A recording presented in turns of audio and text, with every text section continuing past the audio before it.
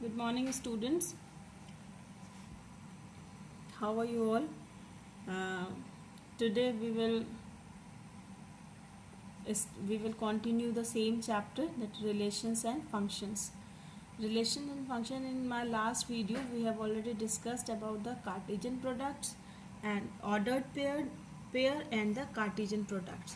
Order pair, the pair of elements in which the order matters, is called the ordered pair, such as our Cartesian system, Cartesian coordinates, or if the pair is defined by a specific rule, then in all these cases the pairs are ordered pairs. And Cartesian product from two non-empty sets A and B. Cartesian product of two non-empty sets A and B is the set of all ordered pairs. It is also a set, but elements are of the type of ordered pair instead of the individual elements. The set of ordered pairs AB such that A belongs to A and B belongs to B. चूँकि A पहले लिखा है इसलिए A का element पहले और B बाद में लिखा है इसलिए B का एलिमेंट बाद में. अगर हम निकालें B cross A, then it will be ordered pairs of type BA such that A belongs to A and B belongs to B. In general, A cross B is not equal to B cross A, but in some specific conditions, if A and B are same sets, then it may be possible. Same as the sets की तरह ही यहाँ पर elements के order का कोई फर्क नहीं पड़ता. मीन्स कि अगर हमारा A cross B A1 B1 A2 B2 A3 B3 and so on इस टाइप से लिखा हुआ है A क्रॉस B, तो एलिमेंट्स यहाँ पे ये पूरा पेयर एलिमेंट है. इन एलिमेंट्स को हम आगे पीछे कर सकते हैं. We can write it as A2 B2 A3 B3 A1 B1. इसमें कोई प्रॉब्लम नहीं है. the element, the whole pair may be in any order. जो पेयर्स हैं उनको हम आगे पीछे कर सकते हैं, लेकिन प्रोवाइडेड दैट कि पेयर के अंदर की पोजीशन चेंज नहीं होगी. A2 B2 किसी भी कंडीशन में B2 A2 नहीं होगा. A3 B3 किसी भी कंडीशन में B3 A3 नहीं होगा. तो हम एलिमेंट का ऑर्डर चेंज कर सकते हैं, क्योंकि एलिमेंट सेट में आप जानते हैं कि एलिमेंट का ऑर्डर मैटर नहीं करता. तो you can change the order of the element. और एलिमेंट क्या है? एलिमेंट ये ऑर्डर्ड पेयर्स है, लेकिन पेयर्स को आप चेंज नहीं कर सकते. अंदर ऑर्डर्ड पेयर के अंदर के एलिमेंट्स को आप आगे पीछे नहीं कर सकते. It is the basic concept of a relationship, sorry a Cartesian product. Then what is a relation? Before going to relation, we just want to solve taking some example and try to solve it.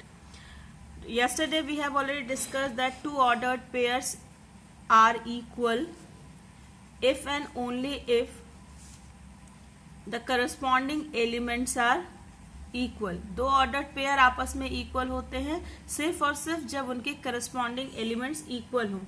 तो अगर कोई question दिया है x/3 plus 1 y minus 2/3, it is an ordered pair and it is equal to 5/3 1/3.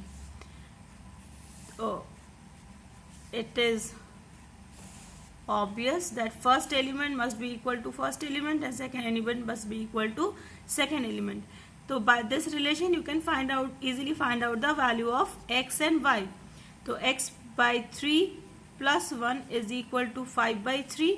So x/3 is equal to 5/3 minus 1. 3 will be the LCM. 5 minus 3, it is equal to 5 minus 3 2. So it is 2/3. x/3 is equals to 2/3 and it implies x is equals to 2. In the same way you can find out the value of y y minus 2 by 3 is equal to 1 by 3. So y is equals to 1 by 3 plus 2 by 3. So it is equal to 3 by 3, it is equal to 1. So y equal to 1. ये छोटे questions में भी कि 1 marks में आए कि find the value of x and y. तो you should remember that कि two ordered pairs are equal if and only if their corresponding elements are equal. Another type of question is if suppose two finite sets are given. Suppose A is equals to 1 2 3, 1 2 3, B is equals to 3 4, and C is equals to 4 5 6.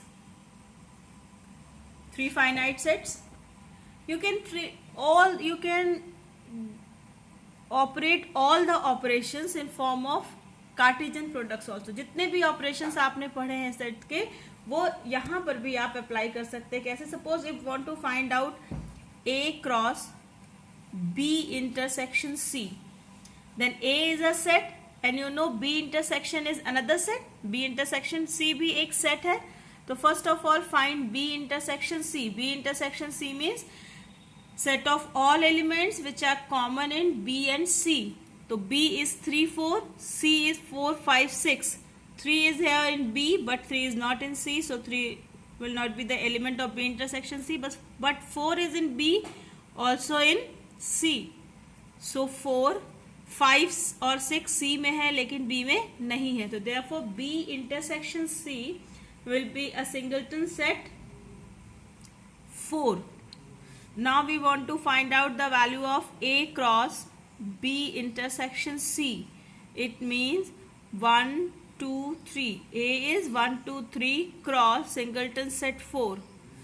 So it will be 1 4, 2 4 and 3 4. 3 elements in A and 1 element in B cross C. So 3 into 1 3. So elements in A cross B intersection C 1 2 and 3. In this way you can solve these questions. So without taking much time, we come to the we come to the definition of relation.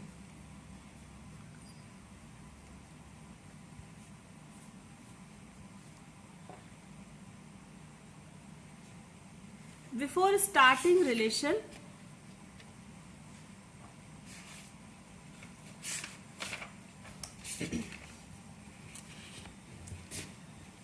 we just consider an example. Let two non-empty sets are given. P containing the elements A, B and C, and Q is a set containing some names Ali, Bhanu,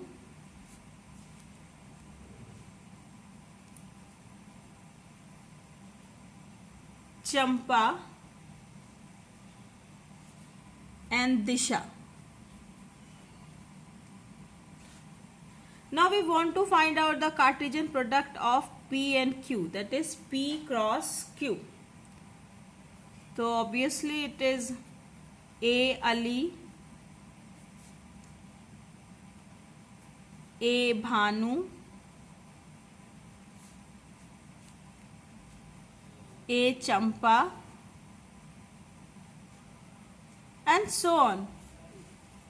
A Disha, then B Ali, B Bhanu, B Champa and B Disha, C Ali, C Bhanu, C Champa and C Disha, है ना?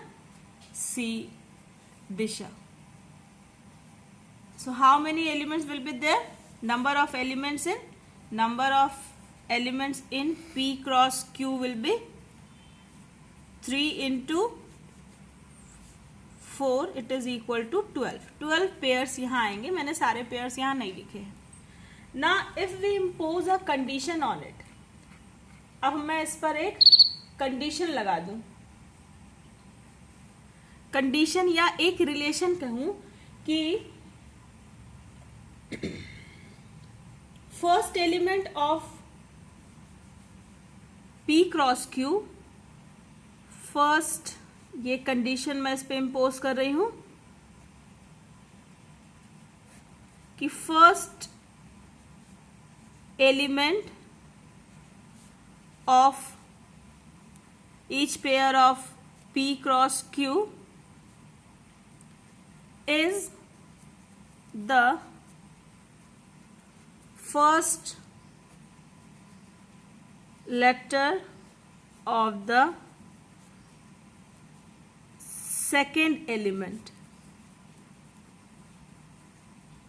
क्या relation, क्या condition हमने impose किया कि P, हर वो pair जिस P cross Q का जिसका फर्स्ट एलिमेंट जो है वो फर्स्ट लेटर है सेकेंड एलिमेंट का, सेकेंड एलिमेंट्स नाम है इसमें अली, भानु, चंपा एंड ऑल दैट, तो हम कह रहे हैं कि जो फर्स्ट एलिमेंट है वो फर्स्ट लेटर है सेकेंड एलिमेंट का, और इससे हमें एक नया सेट मिलेगा R।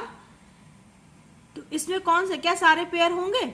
नहीं, ए अली होगा क्योंकि ए फर्स्ट एलिमेंट है और सेकेंड एलिमेंट पे जो नेम है उसका भी फर्स्ट एलिमेंट ए है, सो ए अली विल बी देयर।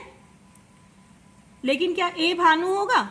नहीं, ए है फर्स्ट एलिमेंट जबकि नेम का पहला लेटर क्या है? बी है। ए चंपा भी नहीं होगा और ए दिशा भी नहीं होगा, but B Bhanu, because first letter is B and the first alphabet of the name Bhanu is also B, it will be here. Similarly, C Champa, C Champa, this element will also be here. ये element भी होगा क्योंकि ये पहला letter C है और चंपा का भी पहला एलिमेंट C है और चंपा के नाम में भी पहला लेटर C है। तो A Ali, B Bhanu and C चंपा।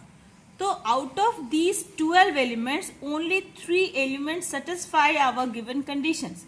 जो 12 एलिमेंट्स थे P क्रॉस Q में, उसमें से सिर्फ ये 3 एलिमेंट्स ऐसे हैं जो हमारे कंडीशंस को फुलफिल करते हैं, दिए हुए कंडीशन को फुलफिल करते हैं। तो इससे, और अगर आप इसमें देखें तो all the elements of R is a element of P cross Q। R के सभी एलिमेंट P क्रॉस Q के सभी एलिमेंट के भी एलिमेंट्स हैं, तो हम कह सकते हैं कि R is a subset of P cross Q। R is the subset of Cartesian product of P and Q। तो अब हम डेफिनेशन से आते हैं, डेफिनेशन पे आते हैं। अ relation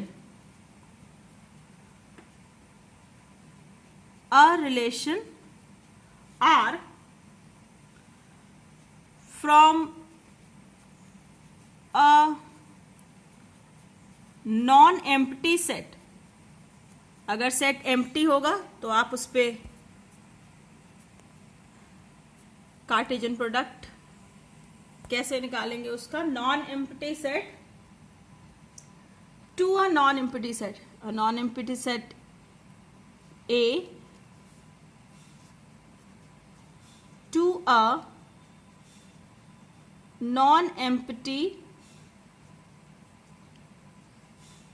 set B is a subset, is a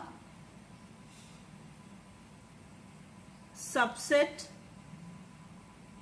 of the Cartesian product, subset of the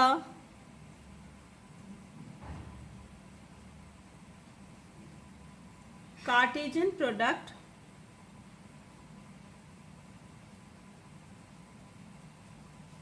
A cross B, subset of A cross B, which is derived by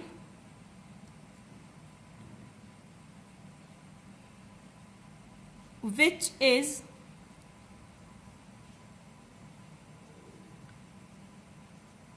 derived by describing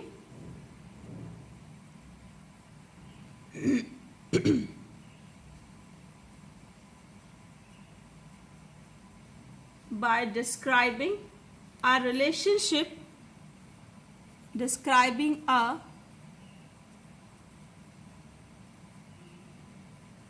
relationship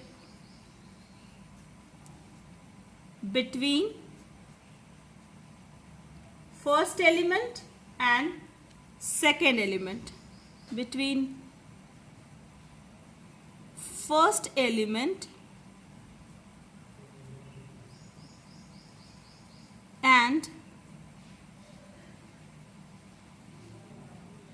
second element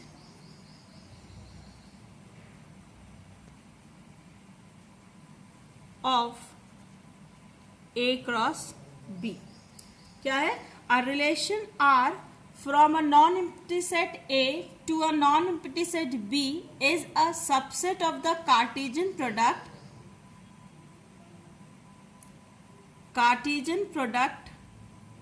A cross B, which is derived by describing a relationship between first element and second element of A cross B. क्या हो गया कि किसी को कोई relation R किसी non empty set A से non empty set B पर ले जाने वाले कार्टेशियन प्रोडक्ट का सबसेट होता है. सबसेट, ठीक है, subset of the Cartesian product A cross B. अगर एक नॉन एम्प्टी सेट A है और दूसरा नॉन एम्प्टी सेट B है तो आप A क्रॉस B निकाल सकते हैं. Then R is a subset. R उसका एक उप समुच्चय है A क्रॉस B का, जो कैसे मिलता है? A क्रॉस B के फर्स्ट एलिमेंट और सेकेंड एलिमेंट के बीच में एक कंडीशन अप्लाई करके, एक स्पेसिफिक कंडीशन, एक स्पेसिफिक रूल डिस्क्राइब करने पर जो पेयर्स उस रूल को सेटिस्फाई करते हैं वो पेयर ही R के एलिमेंट्स होते हैं. It is the definition of R.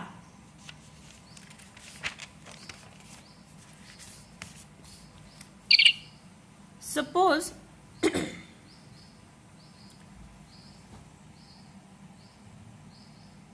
तो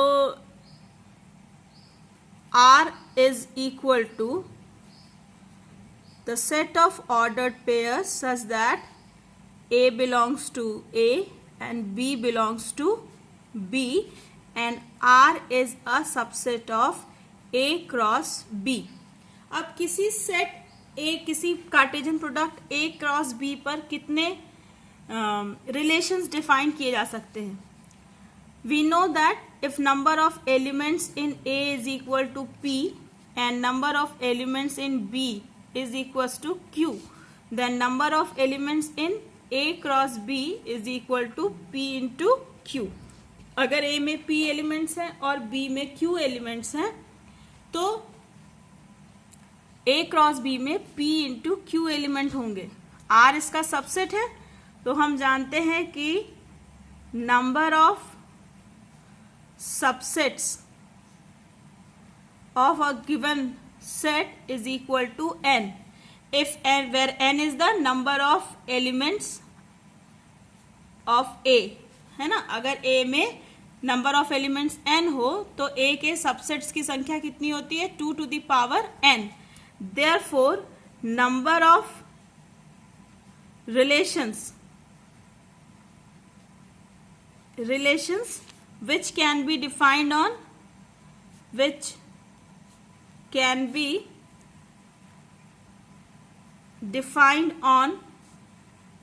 A cross B is equal to 2 to the power P into Q.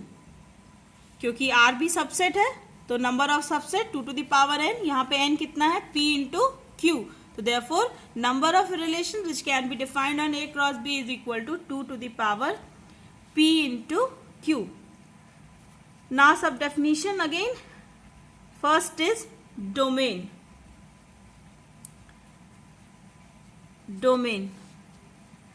जब हम रिलेशन R डिफाइन करते हैं, R is the relation or the set of all ordered pairs AB such that A belongs to A and B belongs to B. Then set of all first elements. Set of all first elements of R. Domain क्या है? Set of all first elements of R. R के सभी first यानी जितने भी as हैं are में ना, जितने पेयर हैं, जैसे हमने जो एग्जाम्पल लिया था इसमें ए बी सी, अगर इनका एक सेट बनाए तो वो हो जाएगा domain of R. Domain of R, R suffix में D, domain of R will be A B and C. ठीक है. Then range, range of R, set of all second elements of R. R के सभी second elements का set जो है उसे हम कहते हैं range.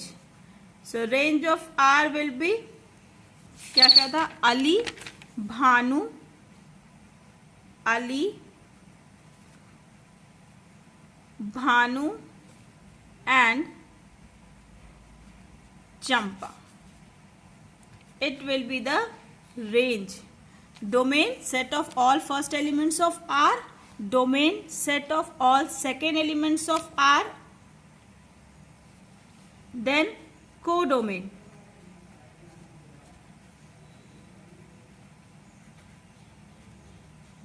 Codomain. The whole set B. R is defined from A to B. R is defined from A to B. Then the set of all first elements of R is called domain. Set of all second elements of R is called range. But the whole set B is called the codomain. Domain, range and codomain. What is domain? Set of all first elements of R is domain. Set of all second elements of R is range.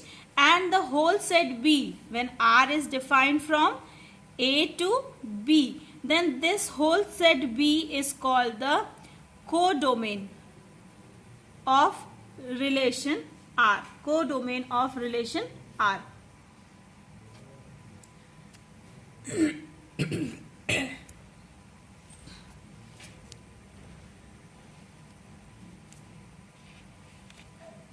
Now, before we starting the type of relation, we will study a specific word, that is binary relation. Binary relation. What is binary relation? Binary relation means when relation is defined from a set to itself. If R is defined from A to A is a non-empty set and R is defined from A to A, then it is called a binary relation. In this chapter, इस chapter में अब हम जितने भी types of relations पढ़ेंगे, reflexive, symmetric, anti symmetric, identity, transitive, equivalence, ये सारे relations हम बाइनरी रिलेशंस पे ही पढ़ेंगे. मतलब ए से ए पर, ए क्रॉस ए, तो A cross A is also a valid Cartesian product. उसी सेट के साथ हम कार्टेशियन प्रोडक्ट ले सकते हैं. Suppose A is equal to a set 1 2 3 4 5 and 6. तो A क्रॉस A क्या होगा?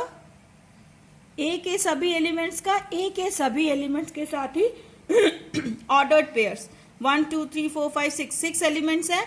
तो A क्रॉस A में कितने प्रोडक्ट्स हो जाएंगे? 6 into 6, that is equal to 36. We can write it as 1 1 1 2 1 3 and so on. 2 1 2 2 2 3 and so on. 2 4 2 5 2 6 3 1 3 2 3 4 3 5 3 6 and तो इस तरह से 36 एलिमेंट होंगे हैं. 6 5 6 6 36 रिलेशंस होंगे. Now we impose a condition. Relation R is defined from A to A. It means it is a binary relation. R is equal to the set of all ordered pairs xy such that y is equal to x plus 1. R एक relation हमने define किया जिसमें ordered pairs x Y होंगे. वो pairs कैसे होंगे? हर एक pair के लिए y की वैल्यू x प्लस 1 के बराबर होनी चाहिए. y की वैल्यू x प्लस 1 के बराबर होनी चाहिए. Same as the sets, it is the set builder representation. Relations को भी हम तीनों फॉर्म में रिप्रेजेंट कर सकते हैं. Set builders form, roster form and arrow diagram से. It is the set builder representation of the relation, that is R is equal to xy, all the pairs of xy such that y is equal to x plus 1. Now come to your Cartesian product. 1 1 दोनों elements बराबर हैं, ये हमारा condition satisfy नहीं कर रहा है. लेकिन 1 2 x is 1 and y is 2. For x is equal to 1, y is equal to 1 plus 1. x plus 1 है तो 1 plus 1 that is equal to 2. यानी जो पेयर हमारा 1 2 बना है वो इस रिलेशन को सेटिस्फाई करेगा. Now take x equal to 2. Element है आपका a का, तो y कितना हो जाएगा? 2 plus 1 it is equal to 3. यानी पेयर क्या बनेगा हमारा? 2 3. x इज इक्वल टू अगर 3 ले तो y is equal to 3 plus 1 it is equal to 4. So pair हो गया हमारा 3 4. x equal to 4, then y is equal to 4 plus 1 it is equal to 5. So pair हो गया 4 5. If x equal to 5, then y is equal to 5 plus 1 it is equal to 6. तो pair हो गया 5 6. If x equal to 6, then y is equal to 6 plus 1 is equal to 7. But it will not be there. क्यों नहीं होगा? क्योंकि 6 7 pair क्या बनेगा? 6 7 का, लेकिन 7 तो हमारे सेट में है ही नहीं, तो ये पेयर एग्जिस्ट नहीं करेगा. मतलब R क्या हो गया हमारा? 1 2 2 3 3 4 4 5 and 5 6. It is the roster representation. Sorry, it is the tabular form ना, roster form या tabular form of the relation R. इसको अगर हमें